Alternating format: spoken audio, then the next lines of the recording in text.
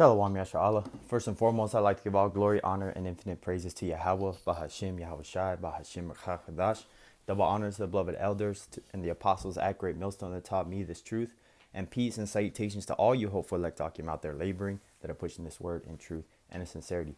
This is your brother Amar from the GMS Boise, Idaho camp. And I want to make this really quick video because it just made me think of the scriptures in the 2nd Ezra 13. Like I said, I just want to make this, quick hitter just to, it's not super deep, but what I saw in this video is this is at a Marine base. I don't know exactly where in the country, wherever it's in South Carolina or the Pendleton base in California.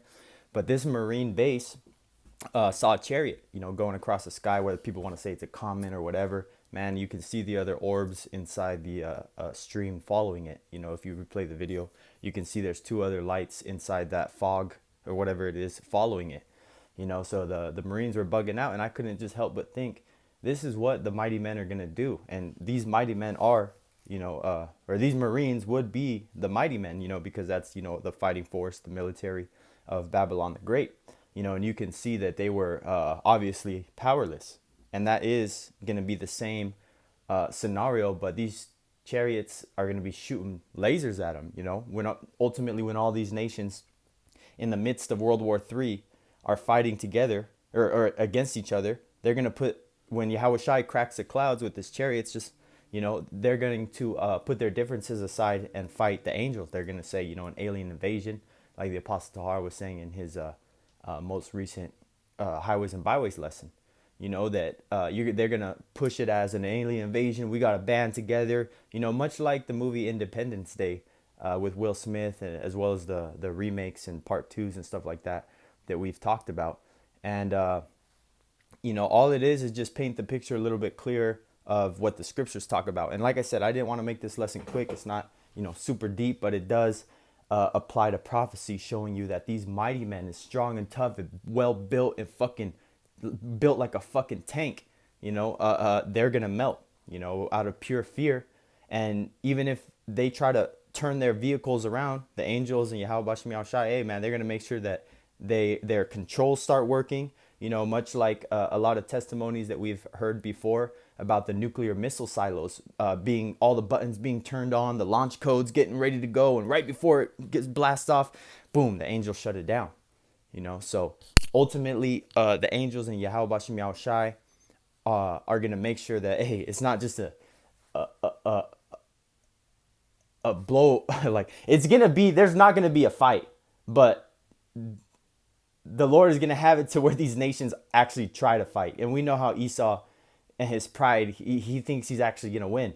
Because let's say you're watching a boxing match, right? How fun would watching a boxing match be if the other opponent just rolled up in the fetal position and in a ball and just was taking hits and taking hits? Nah, man, you want to see him get up, maybe try to throw a couple swings and then boom, get rocked and then get back up again and try to fight. And hey man, that's a fun fight to watch, especially when you do not like the motherfucker getting beat down, man. So again, it's gonna be interesting, man. And don't think that the elect are gonna get theirs too, man. Once we get the spiritual powers, Lord willing, hopeful elect. But this is 2nd Ezra 13 and 8. I'm gonna start at 6 because this goes to show you even more that, it is a chariot that he comes down in. But this is 2nd Ezra 13 and 6. But I beheld, and lo, he had graved himself a great mountain and flew upon it. But I would have seen the region or place whereout the hill was graven, and I could not, because it is so big, it's so massive, that Ezra is looking for the place that this huge mountain was taken out of. And the mountain is just a similitude to show you its size. So like this is verse 8.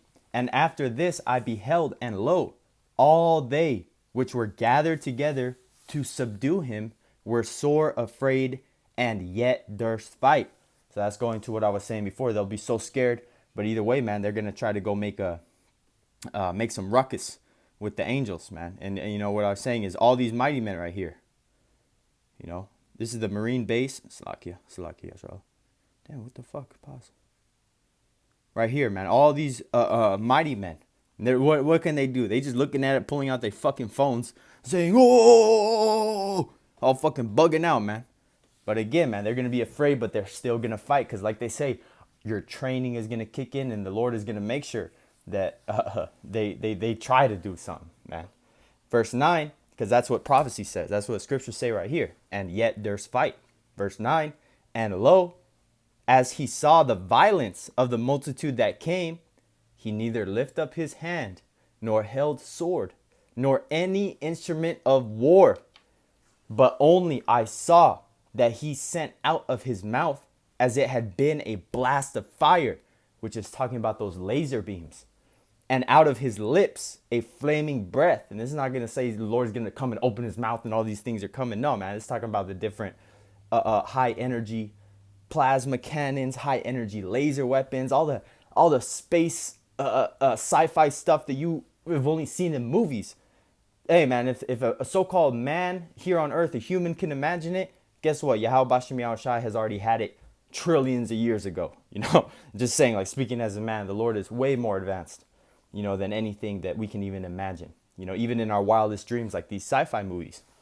But continuing, and out of his tongue, he cast out sparks and tempests. And tempest is like a storm, like let's say a laser is doing a crazy spiral right before it hits somebody, anyway, that destruction.